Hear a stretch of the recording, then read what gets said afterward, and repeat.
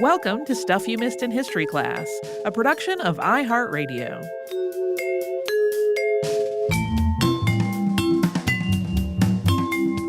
Hello and welcome to the podcast. I'm Tracy V. Wilson. And I'm Holly Fry. You may have heard that this year, which is 2023, is being marked as the 50th anniversary of hip-hop. There's been a musical tribute at the Grammy Awards and new museum installations and concerts, new films and documentaries, a whole lot of stuff. And over the course of the year, a lot of shows that are part of the iHeart Podcast Network are also recognizing this anniversary in some way. For our part, we wanted to go back a little bit further in history to a musical genre that has some parallels with hip hop music and also influenced some of the musical styles that became part of hip hop's origins, like jazz and blues. That musical genre is ragtime, specifically Scott Joplin, who is sometimes called the king of ragtime writers, who has been on my short list for an episode for many years at this point. Long stretches of Scott Joplin's life are unfortunately not very well documented. He was born during the post-Civil War Reconstruction era, when records of births and deaths could be pretty spotty, especially for Black people. A lot of widely repeated basics came from recollections that other people gave much later, in particular his third wife, Lottie Stokes Joplin. Some widely repeated details about his life came from interviews she did in the 1940s. That was more than 20 years after Joplin's death. Sometimes people describe Lottie as giving incorrect information, but it's also possible that she told interviewers exactly what Scott had told her while he was still alive. Like a lot of people, at various points in his life, he fudged his age or his birth year, and some of those alternate years made it into print. There are also some details that he may have just been mistaken about. Like, a lot of sources give his place of birth as Texarkana, Texas, which is where he did live from a very young age. So he may have just incorrectly thought that he had also been born there. Joplin also died of tertiary syphilis, which affects a person's body and their mind. And while the symptoms of this illness seem to have become really noticeable about 18 months before his death, it's also possible that he was experiencing some cognitive symptoms for most of his relationship with Lottie. A lot of sources, including his grave marker, give Scott Joplin's date of birth as November 24th, 1868. But he was probably born at least a few months before that. Census records from July of 1870 list his age as 2 years old. His place of birth is also not really known, but based on what we know about his family, it was probably somewhere in northeastern Texas. Scott Joplin's parents were Giles and Florence Joplin, who worked as sharecroppers, and he was their second son. Giles had been enslaved from birth in North Carolina, and Florence had been born to a free Black family in Kentucky. They both eventually made their way to Texas, and they had at least 4 more children after Scott was born. A lot of sources mention how musical the Joplin family was, but this wouldn't necessarily have been unusual. Music was one of the main ways people kept themselves entertained, so a lot of people knew how to sing and to play at least one instrument. Music was also one of the ways that Black people could earn a living outside of things like sharecropping and manual labor. Florence Joplin played the banjo, and Giles played the violin, and 2 of Scott's brothers, William and Robert, also went on to be professional musicians. The music that Scott and the rest of his family would have been exposed to from a very early age would have included a lot of different types. There would have been African, Caribbean, and European musical influences, including working songs, religious songs and spirituals, and ring shouts, which had roots in religious practices from Central and Western Africa. During this era, it was also extremely common for Black entertainers to play for mostly white audiences, whether it was on stage or in people's homes. And that meant a lot of Black musicians were also very familiar with the types of music that white people tended to like, including waltzes and marches. Sometime around 1875, the Joplin family moved to Texarkana, Texas. That sits on the border between Texas and Arkansas. This town had been established at the end of 1873 as the Texas and Pacific Railroad planned a connection with the Cairo and Fulton Railroad, which ran through Arkansas. Florence Joplin got a job as a domestic worker, and Scott started learning to play the piano on one that belonged to one of her employers. Florence recognized that Scott had some musical talent, and she seems to have actively looked for opportunities for him to study music. While living in Texarkana, he worked with a teacher who had emigrated from Germany, and sources generally agree that this was Julius Weiss, who had emigrated to the U.S. in 1870. We don't really have any detail about what their lessons were like, but Weiss was lodging with Colonel R.W. Rogers and teaching Rogers' children, so it's possible that he taught Scott the same academic subjects that he was teaching to those kids.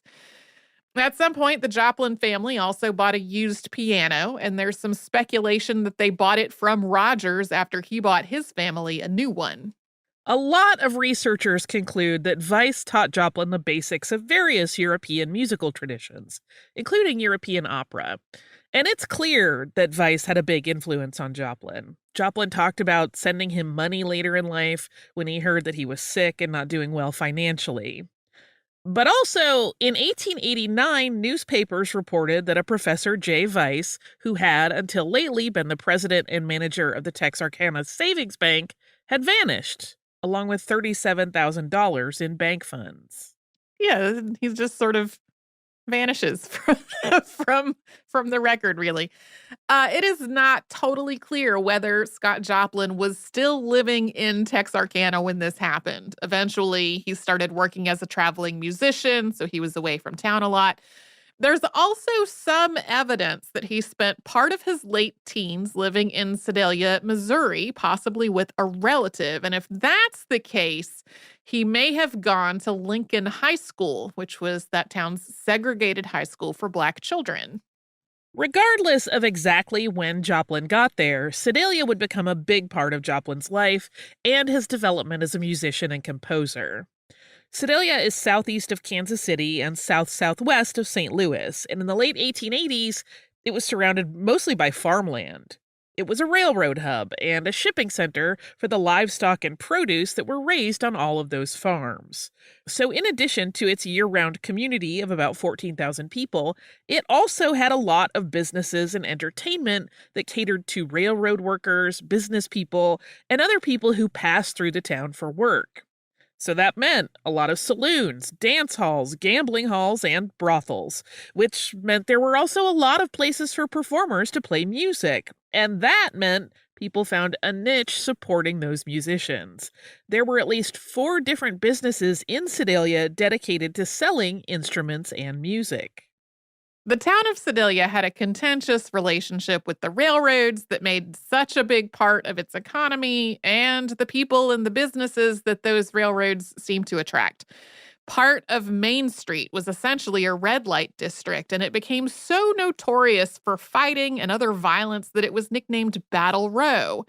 Various mayors and city councils ran campaigns to, quote, clean up Main Street by getting rid of vice and crime, and none of that was particularly successful. This was the sort of place where the law and law enforcement did not really act as a deterrent. People who got arrested for gambling or sex work or some other activity just basically paid their fine and then went back to what they were doing. Racial discrimination was also widespread in Sedalia. Most of the Black population lived north of the railroad tracks in a part of town known as Lincolnville, which is also where Lincoln High School was. 2 different Black social clubs were established in Sedalia by the end of the 19th century, the Maple Leaf Club and the Black 400 Club. These were intended to provide the same sort of respectable opportunities for socializing that white men had in their social clubs, but both clubs immediately faced suspicion from Sedalia's white community, both because of racist bias against their membership and because of speculation that they were going to try to influence the Black community's voting patterns. People thought it was basically a front for the Republican Party. To be clear, these 2 clubs also faced criticism from within the Black community, especially from church leaders who thought that the card playing and drinking that could go on there was sinful and harmful to society. This was doubly true since at least one of these 2 clubs served alcohol, even though it was not licensed to do so. And at one point, enough fights broke out at the Black 400 Club that the city council shut it down. Joplin's exact whereabouts aren't clear for parts of the 1880s and 1890s. We don't know exactly when he moved to Sedalia or where all he traveled as an itinerant musician. And he also seems to have gone back to Texarkana from time to time. The first written mention we have of him as a musician is from 1891, and we'll talk about that after we pause for a sponsor break.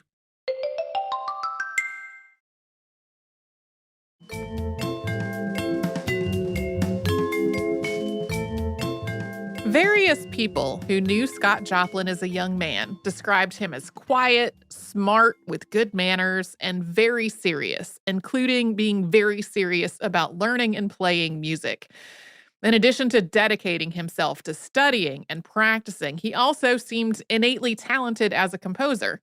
One description that gets repeated a lot is unclear as to who originally said it, but it's, quote, he did not have to play anybody else's music. He made up his own, and it was beautiful. He just got his music out of the air. The first written mention of Joplin as a musician isn't quite as auspicious, though. We've talked about minstrel shows on several previous episodes of the show, most recently in our two-parter on Irving Berlin this past December. The roots of minstrelsy included everything from white performers in blackface playing roles like Shakespeare's Othello to white performers lampooning black people in racist caricatures designed for white audiences. White musicians also appropriated music and dance styles that had been created by black musicians and performers, and they did those on stage in blackface. This style of performance was so popular among white audiences that some black performers adopted it as well for a range of reasons, including just having no other viable option for finding paid work as a performer. We don't really know Scott Joplin's thought process, but his first documented performances were as part of a minstrel troupe called the Texarkana Minstrels. One of this troupe's performances in 1891 caused particular controversy.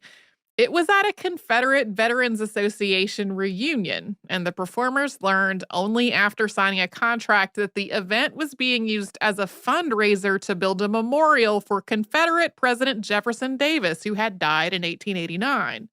The participation of a black minstrel troupe in a fundraiser for a Jefferson Davis memorial caused outrage among the black residents of Texarkana. The Southwestern Christian Advocate was a newspaper published by the Methodist Episcopal Church, and its coverage of this was scathing. It listed the troupe's members, including Scott Joplin, before saying, quote, their action dishonors their race and curses the memories of John Brown, Abraham Lincoln, William Lloyd Garrison, Calvin Fairbank, and the host of abolitionists that fought and bled that they might enjoy the privilege of organizing such a troupe. The troupe countered that they had not known about the fundraiser and they weren't happy about it, and none of the money they had been paid was being put toward the memorial. The next couple of years of Scott Joplin's life are once again unclear, but he most likely went to Chicago for the World's Columbian Exposition in 1893, possibly as part of the Texas Medley Quartet. He probably didn't play in the expo itself. For the most part, people of color were only allowed to participate in the official exposition as part of the ethnological pavilion, which was basically a human zoo. There, indigenous people from North America and people from other countries lived in, quote, ethnic villages. But there were a lot of black musicians who performed at other venues in Chicago during the expo, just outside of the established exposition grounds. This was to the point that the World's Columbian Exposition is often cited as the event that launched the popularization of ragtime. So, ragtime. This is a syncopated musical style whose influences included minstrel music, honky-tonk piano playing, and the cakewalk. The cakewalk needs its own explanation. Prior to the U.S. Civil War, enslaved people arranged in a square would dance in a way that mimicked the behaviors and mannerisms of white people. This was a contest, with enslavers and their families acting as judges. Often the winners were awarded a cake or some other treat or luxury item. This evolved into a form of entertainment that lasted beyond the end of the Civil War. It was incorporated into minstrel shows and also continued to be done as a contest, and the cakewalk also evolved into a syncopated, march-like musical genre. Ragtime was still a very new style of music when the World's Columbian Exposition was held in 1893. The term ragtime would not even be coined to describe it for another 3 years. And it also was not particularly respected as a musical style. It had been developed, written, and performed primarily by Black musicians, so there was racism involved in white audiences' reactions to it. Some of the same rhythms that were common in ragtime had also been used by white minstrel performers in caricatures of Black people. They were sort of a musical cue that a character was meant to be seen as bumbling or inept. Also, a lot of the people who wrote and played ragtime were performing in places like brothels and taverns, often because those were the only places where Black musicians in the area could find work. So a lot of people, Black and white, associated ragtime with sex work, gambling, and other vice. But after the World's Columbian Exposition, as its popularity grew, it very gradually shed a little bit of that connotation. Joplin seems to have toured with the Texas Medley Quartet in 1893 and 1894. And then he either moved to or went back to Sedalia, where he boarded with the family of Arthur Marshall.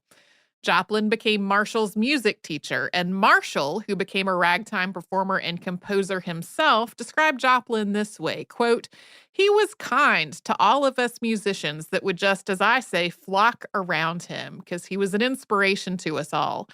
We always treated him as daddy to the bunch of piano players here in Sedalia." Joplin and Marshall were also two of the many ragtime musicians who would wind up spending at least some time in Sedalia or live there permanently or be maybe born there. This town eventually became known as the cradle of classic ragtime. Joplin also continued to focus on his own education, and he took classes at the George R. Smith College for Negroes in 1896. That college burned in a fire in 1925, and all of its records were destroyed, so we don't know any of the details of his coursework. He was in his 20s by this point, and he probably wasn't formally seeking a degree, but was instead taking individual classes to continue building his musical knowledge. He also continued to travel and work as a musician, and his first piece of music was published in Syracuse, New York, suggesting he was there at the time. This was Please Say What You Will, which had a copyright date of February 20th, 1895. So at that point, Joplin was about 27. We also know he was back in Texas at some point and may have been at the spectacle known as the Crash at Crush. He may not have been. He may have just heard about it. Regardless, though, he published his Great Crush Collision March in Temple, Texas, a few weeks after the Crash at Crush. We've talked about the Crash at Crush on the show before, and we are going to bring it out as an upcoming Saturday classic. Joplin seems to have spent most of the late 1890s mostly settled in Sedalia, where he joined the Queen City Coronet Band. He started teaching other ragtime players and composers, going on to collaborate with many of them. We already mentioned Arthur Marshall, whose later collaborations with Joplin included Swipesy Cakewalk. Another of Joplin's students was Scott Hayden, and the songs they wrote together included Sunflower Slow Drag. One of Sedalia's music dealers was a man named John Stark, and that's who published Joplin's first really major success, which was Maple Leaf Rag. It's possible that this piece was named after Sedalia's Maple Leaf Social Club. Stark saw himself as a publisher of serious music, and he thought that ragtime was worthy of the same consideration as the work of classical composers. He published Maple Leaf Rag in 1899, although Joplin had probably started working on writing it a couple of years before. People in Sedalia seem to have heard it before it was officially published. Joplin also got advice from an attorney when he negotiated his publishing contract with Stark, which included a royalty of 1 cent for each copy of the sheet music sold.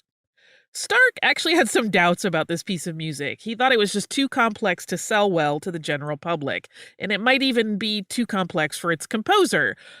And sales of Maple Leaf Rag did take a bit to really get going, but once they did, The piece sold steadily and well for years, earning Joplin an estimated $600 annually. That would have been enough to take care of rent, food, and his other most basic needs. One of the reasons this piece sold so well was that Stark was really good at marketing it and at marketing Joplin himself. Stark was probably the first person to call Joplin the king of ragtime writers. That was something that he printed on the covers of Joplin's sheet music. Stark also wrote of this piece of music, quote, "The maple leaf rag marks an era in musical composition. It has throttled and silenced those who oppose syncopations. It is played by the cultured of all nations and is welcomed in the drawing rooms and boudoirs of good taste." We don't often get to include the music itself when we're talking about historical composers or performers. A lot of the time, recording technology just didn't exist yet, or if it did, those recordings have not survived. Or in terms of more recent musicians, there may be copyright or licensing issues that keep us from being able to use it. But one of the ways Scott Joplin recorded his music was by creating piano rolls. Those are the rolls that would play the music on a player piano.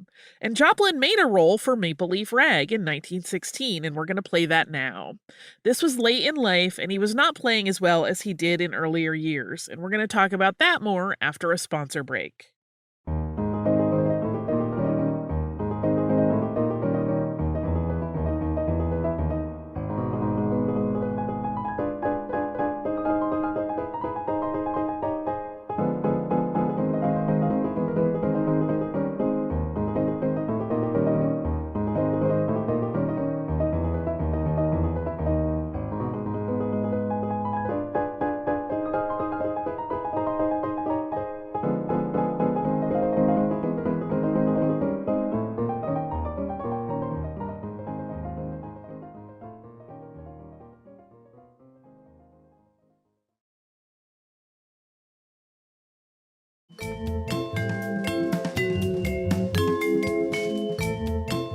After the success of Maple Leaf Rag, a lot of musicians and composers that Scott Joplin had taught or played with or collaborated with said they had had a hand in its creation.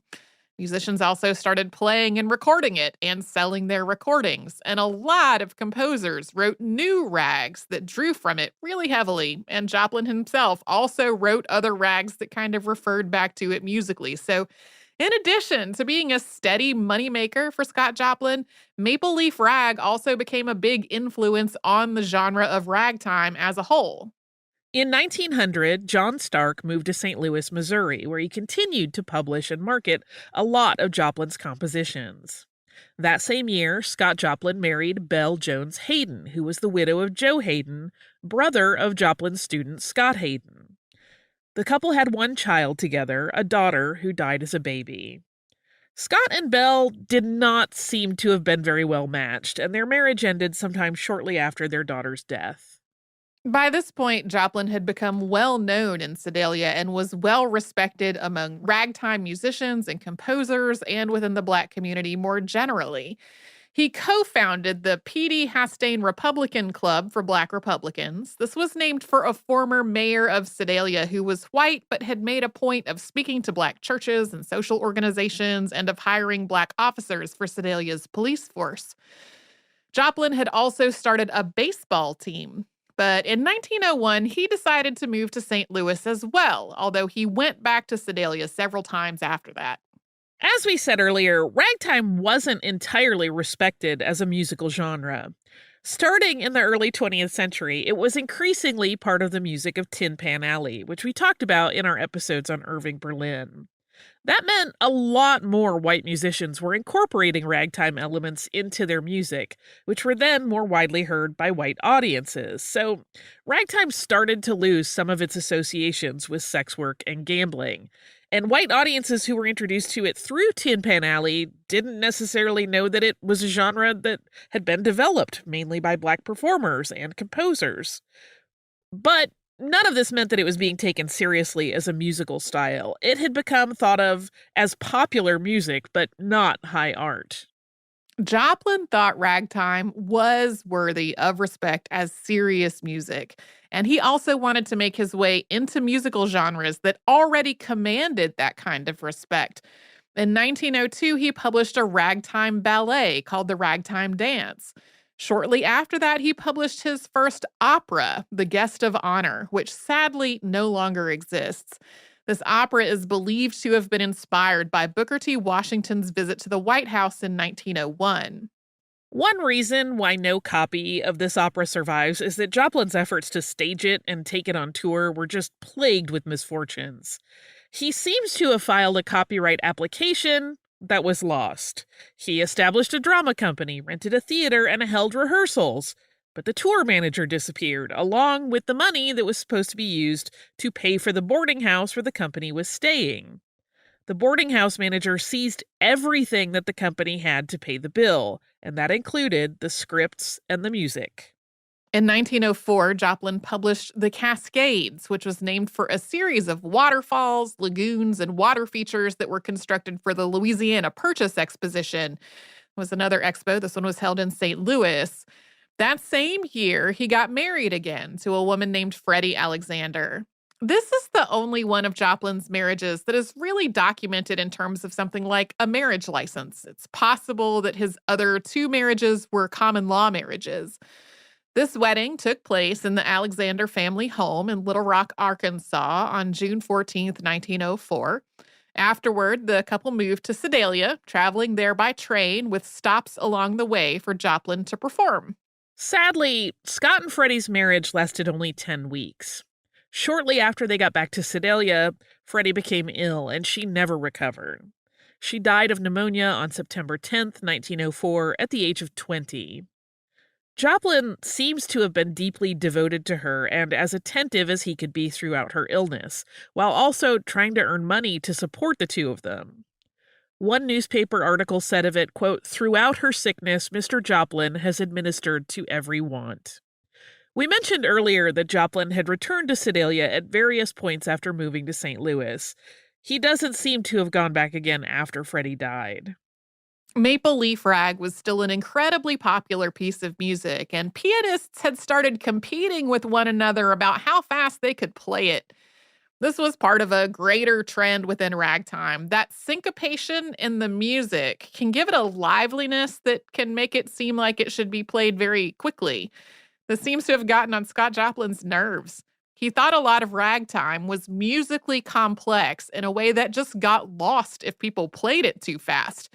He started publishing notes to this effect in his music, beginning with Leola, which was published in 1905. The sheet music for that included this text, quote, "Notice!" exclamation point. "Don't play this piece fast. It is never right to play ragtime fast. Author." In 1907, Joplin started working on another opera, Treemonisha, which he stressed was a grand opera, not a work of ragtime.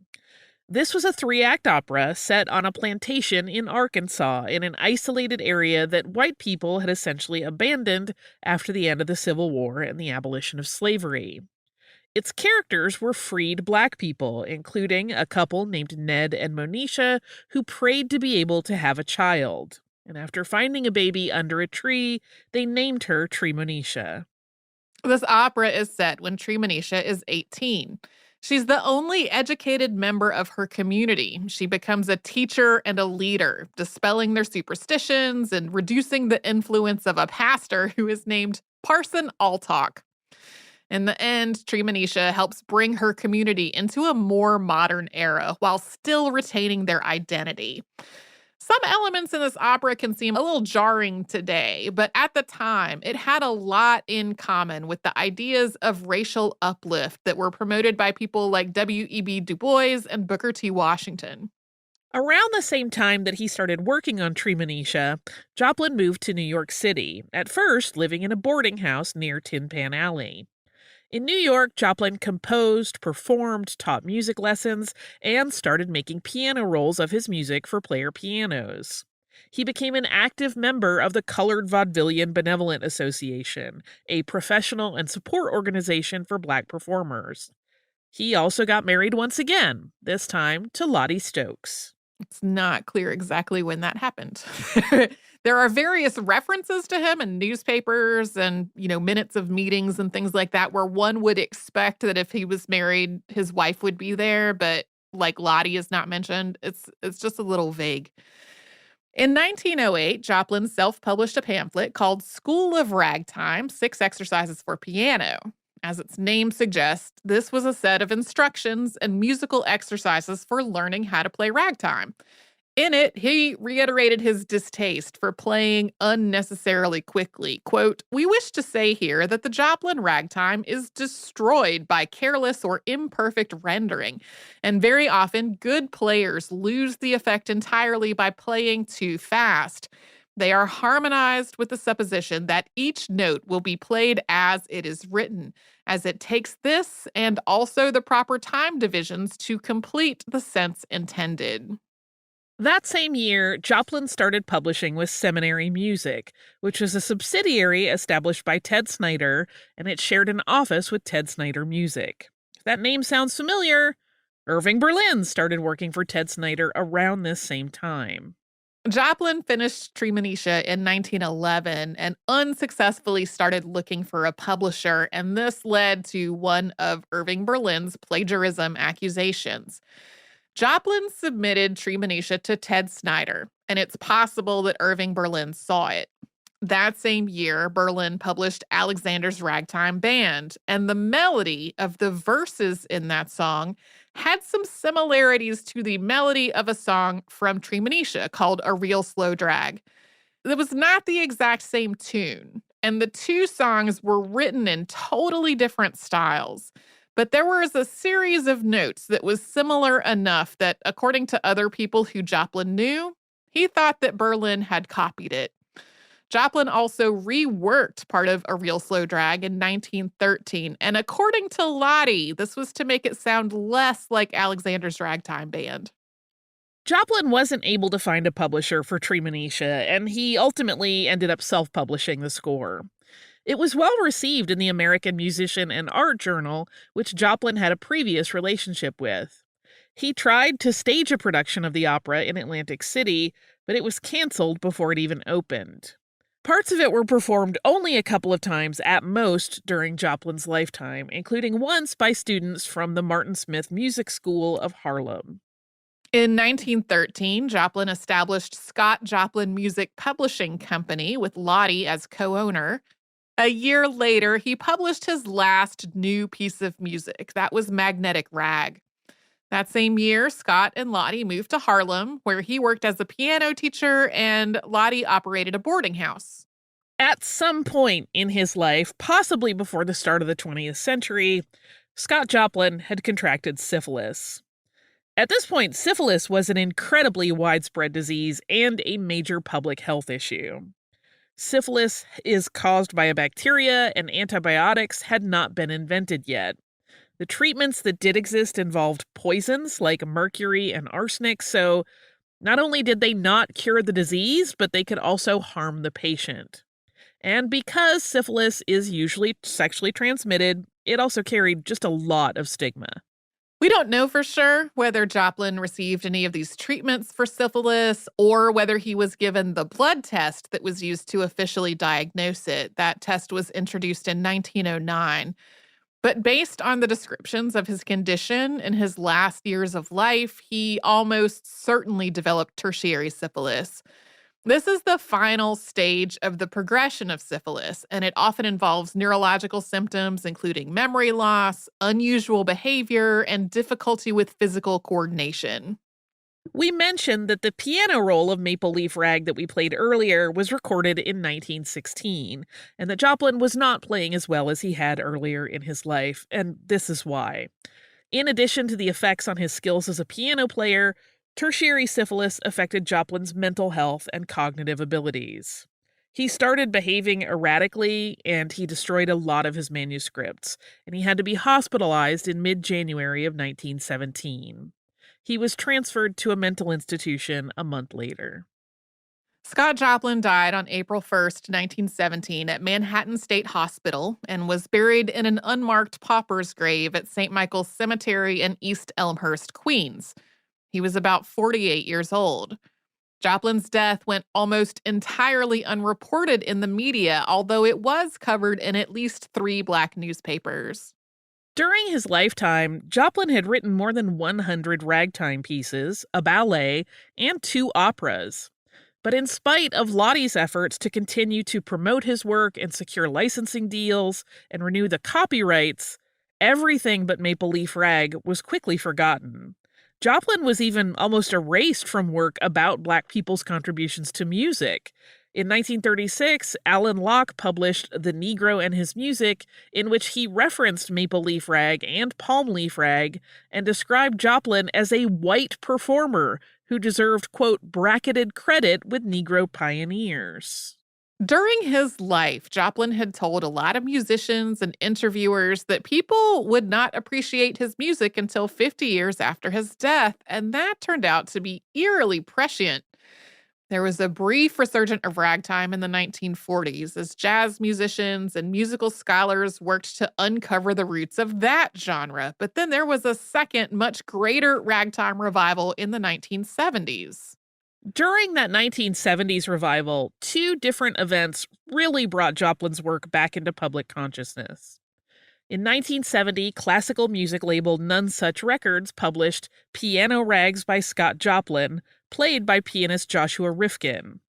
2 other volumes of Joplin's music followed, with all of them bestsellers on the classical music charts. And in 1971, pianist and music historian Vera Brodsky Lawrence compiled and edited a print work, The Complete Works of Scott Joplin, which was published through the New York Public Library.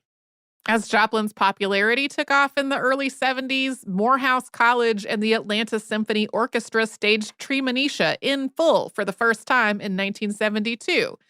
In 1973, Marvin Hamlish arranged Joplin's music for the score of the movie The Sting, starring Robert Redford and Paul Newman. I know a lot of white kids who grew up in the 70s and 80s had their first their first Scott Joplin exposure from that movie. The Sting won a giant pile of Academy Awards, including one for its score. In 1975, Treemonisha ran on Broadway. In 1976, the Pulitzer Board honored Scott Joplin with a special award recognizing his contributions to American music. The American Society of Composers, Authors, and Publishers, you might know that as ASCAP, had a marker installed at Joplin's gravesite in 1974. The house where he lived in St. Louis was recognized as a National Historic Landmark in 1976. A Scott Joplin biopic was released in 1977 with Billy D. Williams in the role of Joplin. In 1983, he was recognized with a postage stamp. Today, there is an annual outdoor ragtime concert in Joplin's honor at St. Michael's Cemetery in Queens. This year, it is scheduled for Saturday, May 20th. There's also a Scott Joplin Ragtime Festival in Sedalia, Missouri, arranged by the Scott Joplin International Ragtime Foundation, and this year that's being held May 31st to June 3rd. That's Scott Joplin. Do you have some listener mail for us? I do. We got some listener mail from Chris, who wrote in after our vivisection episode with an email with some information about ways to reduce animal testing. And this email says, "Hi, Holly and Tracy. First, I've been listening to your pod for years. I love how you cover all sorts of history topics, arts, science, events, etc. There was an earlier episode I was going to write to you about this month, but I didn't write it down in time. I have to go figure out which one that was, so you might hear from me again soon. Regarding the vivisection episode, I wanted to provide some insight on what's going on with this from an industry perspective. My career field is product stewardship in the chemical and plastic industry. That includes looking at toxicology data. I always try to find existing studies or use what we call read-across data, using data on a substance that is similar. If those sources don't exist, there are quite a few free modeling software programs that can be used to help indicate toxicological effects of a chemical. Both the US EPA and the EU ECHA, European Chemicals Agency, provide models and guidance on this. The companies that I have worked for only use animal testing as a last resort when government agencies require it. In recent years, both the US and EU have been encouraging new approach methods, or NAMs, to reduce animal testing. Below are a couple of links regarding the effort to reduce animal testing while still being able to identify hazards of chemical substances. Then there's a series of links to various alternatives and trainings. Thank you for all that you two do. If you ever need a chemistry geek to check something with, I'm here for you. As a pet tax, I've included pics of my 3 rescued babies. The Chihuahua mix in the pineapple is the youngest, named Zori. She's a monster. The sleeping mini Dachshund is my oldest, named Stella. She's a cuddler. The Chihuahua with the big ears is Jaja. She's a chicken, but that's because she was mistreated before she was rescued. Have a lovely day. That is from Chris. Man, these are some extremely cute, very just in a pineapple with kind of a "why are you bothering me" face is how I read this. Yes, all incredibly adorable. So thank you so much for this email and for these great pictures. We've gotten a couple of emails from folks who have apologized for not having any animals in their lives. That's okay. You don't need to apologize. If you don't have to send pictures of anything, but you could send pictures of a tart you made, or I don't know, a pretty flower you saw outside. Literally anything. But you don't need to be sorry if you don't have a picture of anything to send. If you would like to send us an email about this or any other podcast, we're at historypodcast@iheartradio.com. And we're all over social media at Missed in History. That's where you'll find our Facebook, Twitter, Pinterest, and Instagram. And you can subscribe to our show on the iHeartRadio app and wherever else you like to get your podcasts.